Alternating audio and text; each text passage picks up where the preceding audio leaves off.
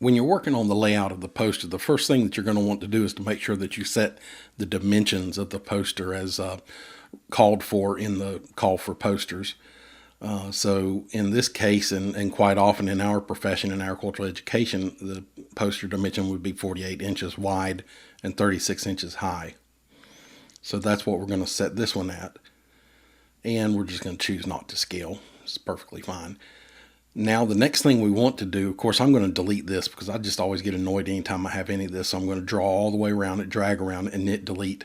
But we actually want to go in now and select the slide master.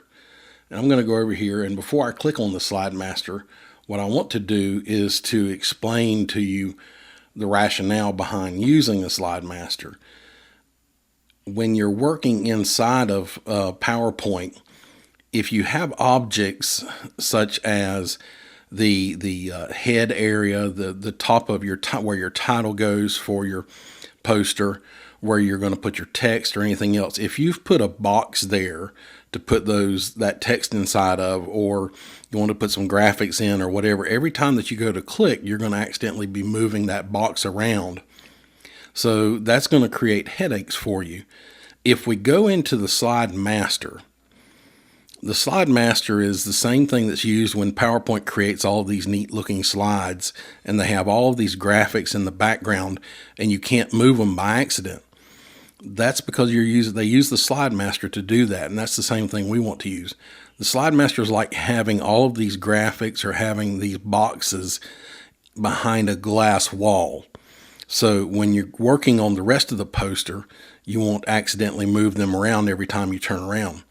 So to go into the slide master, you go and normally look under view, and you'll see slide master. And that's what we're going to do here in just a second, is click on the slide master. But I just wanted to make sure that you knew how that worked and what the concept and why we should actually do that. So the slide master, the biggest thing that you have to remember is that you want to be sure that when you finish setting up everything that you plan to have in the background of the poster, you then need to go to view and change back to normal and get out of the slide master for it to be effective. Also, I'm going to use in the slide master, we would also use the guides structurally to set up and to lay out everything. So that way you have all of your different elements, all these boxes and everything are not just done by you just trying to eye things, that you actually do these approximates so your poster looks professional. Now when we select the slide master, things are going to change, and you're going to see that here. So when we select it, and the default is for it to go to that slide that's the second one, but we want to go with this top slide. So always make sure in the left to go with this top slide, and then just get rid of all this trash that's on the screen. We don't need that. So first we're going to go ahead and set up our banner, essentially the top banner, where you're going to put the title of your poster and your name, and maybe also the word mark for your university, for the department, for anything like that. So I'm going to go ahead and we're going to do that. But before we do that, we're going to create the frame, essentially, that it will go inside of. This frame basically is want to make sure that you set up and telling you that we're going to have a boundary. Basically, we're going to go with a size of 34 inches high and 46 inches wide. And then we can kind of either eye that in, or we can use a line and line middle and line center. But we have our guides that allowed us to do it perfectly. And so now we're going to change that to where it's not going to be any fill, but it's going to leave that line. And we're going to make the line just a little bit thinner. So we're going to go in here, and we're going to set it also, we can set it to a specific color later. We're going to make that line as thin as possible and make it a quarter pixel. So now at this point, we're going to, of course, change it to a standard blue, and it'll be consistent throughout the whole poster. Now I have the guide down here to give us some ideas, and I've got that, and I'll provide that to you, that has all the dimension sizes and all. So I'm going to pull the guide up here, and look, we're about to put in this blue box, this blue rectangle up here at the top. And so that blue box, when we zoom in a little bit, is going to be, of course, 46 inches. It's going to span the whole width, the same width that we just drew that little rectangle. So we're going to go ahead now and get that out of there so we can go back in and draw this new box. So we're going to take it and pull that back over. So it's just a guide kind of helping you so you can remember all of the numbers that we're using. Now that we understand that, let's look at the guide one more time, and we're going to see that this blue rectangle for the top banner is going to be 46 inches wide. And then also the height of it, if you'll notice there, if you can see that yellow number over on the left, that's a 6. So we're going to move this out of the way, and we're going to go on up here to Insert and choose again Shape. And we will go ahead now and draw that exactly. So as we draw, we can actually, this time the guides will help us, or actually more of it'll snap to the original box that we put in there. This is just a box frame. And we're going to kind of eye this thing and get it until we get it to a height of 6. There's a lot of different ways to do that, but this is fine like it is. We're going to make sure that this blue is the same exact blue that it is of the line that's going around. So we've got that set up and it's looking pretty good so far. So we've got our initial frame here. So let's go ahead and look at some of these other pieces here. And we have this box over here on the left where we're going to put our introduction and some of these other pieces. Once you get some of this set, you can duplicate some of these pieces because they're going to be the same height. So we can just basically duplicate them and actually just make them different widths. Some of that's going to, the whole column is going to get duplicated and pushed and pulled over to the right. So this is actually quicker than you think it would be. So we know the width on this and we know the height on this by looking at the graphic that we just looked at. So we're going to go with 11 inches wide on this one and 1.31 inches high. And if we have a hard time getting that set exact, we can actually just double click on the edge of it. And we would go in, if you double click in the middle, it'll give you a text area, but double click on the edge of it, it'll give you the height and width. So we can now go over here and change this to 1.31 so we can be exact to what the specifications were on the guide. Now what I want to do is I'm going to look in here and see how low was that down actually. And I accidentally did not provide those numbers there where that actual goes. So what I want to do is to jump over here and open up the original piece, and we're going to look at the actual locations where those are. So I'm going to go back into the slide master, and we're going to look for the position. We're going to look for the vertical position of where that actually is located. So we're going to go into the slide master, and we always go to the top slide over on the left. So you have to click on that. Now we can go up here and look at this and we'll find out what the position is. So that way we do it exactly correct. So you'll want to write down these dimensions that I give you right now. So we know if we go over here and look at this, we can look at the position and we can actually see that the vertical position that is basically from the top down on this particular one right here. And then we can click on this other one and see. So that way you'll get these exactly correct. So each one of these, you want to be sure to write down what each one of these are. Because I want you to duplicate this exact poster right here in our first attempt.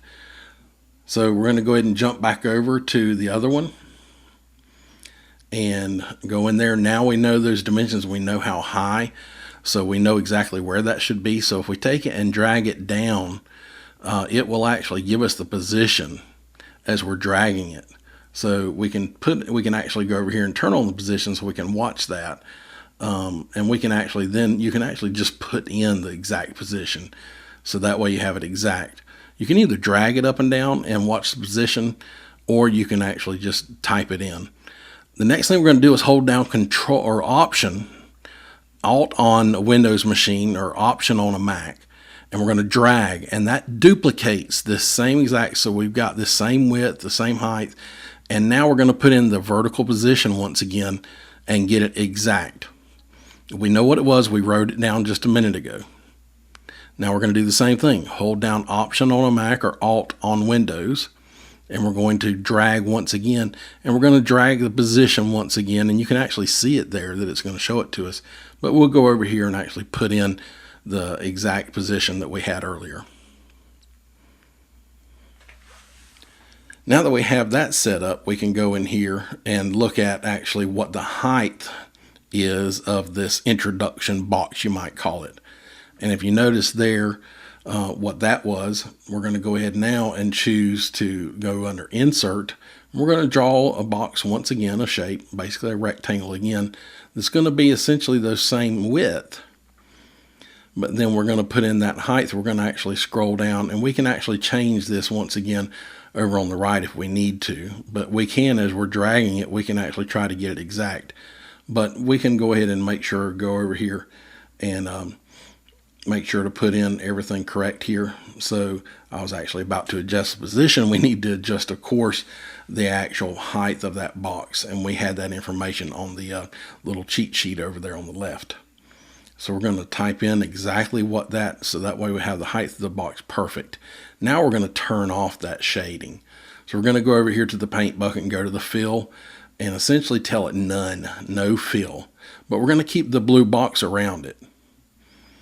So later we can add text to that. So we're going to do that. We're going to make sure that we had everything, the blue lines exactly the same as everywhere else, so for consistency. And at this point, we can actually then duplicate that box, that rectangle. So we're going to take it and duplicate it, drag it down, holding down Option, and then we just need to resize it. And if we go back here, we can look and see how high that box was. And we have the arrow here that tells us exactly what the height of that box is. So there shows you how easy it is to accidentally grab the wrong box there. Now we're going to resize it and pull it up, and it's going to show us the height as we move up. So we're going to get it that exact height that we had over there on the cheat sheet. And now if we need to, we can actually go in and size it and put in the dimensions too this way. So you kind of have a choice there. If you want to be exact, I would recommend that you go over and use the size specifically. So everything's set up. Now we need to know what that final box is going to be down there at the bottom. What's the dimensions on it too. And so we're going to once again duplicate and pull this one down. So by holding down Option or Alt on Windows and drag it down, then let off where it snaps right in with that top. And we're going to make sure we have the exact height that it needs to be.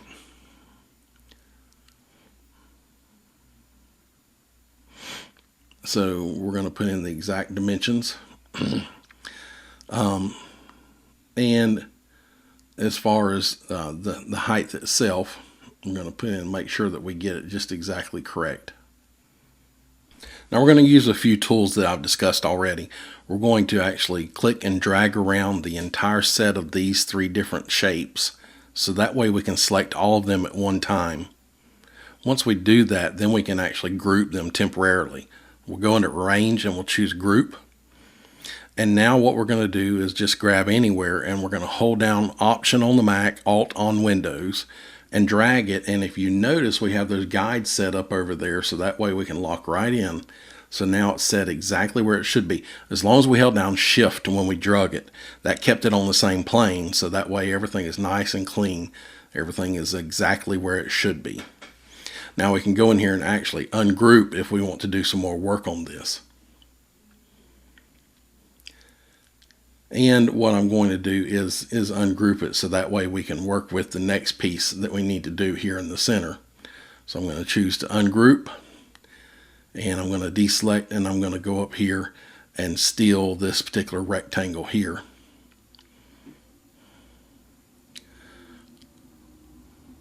We're going to take the whole thing and duplicate it.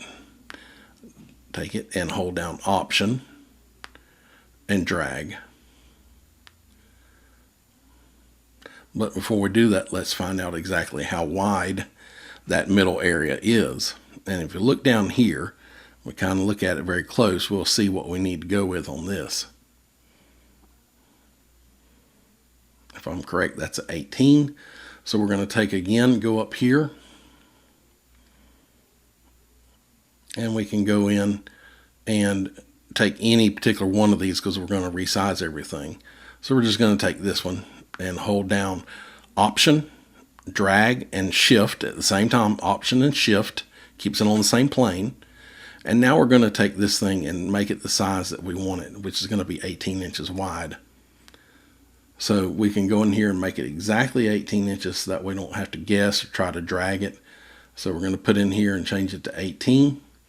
And then if we just take it and hold down shift and pull it over, it will tell us when we have it dead center. So now we have it dead center. You see all the dynamic guides telling us that. Now all we have to do is go in here and get it. Of course, we can choose to dead center to tell it dead center too. And we just need to go in and add our last little box here. So we're going to take that piece there, since we ungrouped it earlier, and we're going to duplicate it. So once again, we're going to hold down shift and option. And now we're going to take it and drag it over, and it's going to give us the dynamic guide that shows us that we've got it exactly the right width. And now we're going to take it and once again, make sure that we have it exactly correct, dead centered.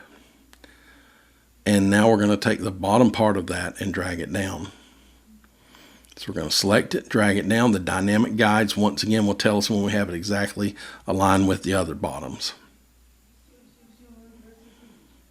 Once you are finished with this, you'll just want to be sure, once again, as I told you at the beginning, to get out of the Slide Master. So you'll choose Close Slide Master.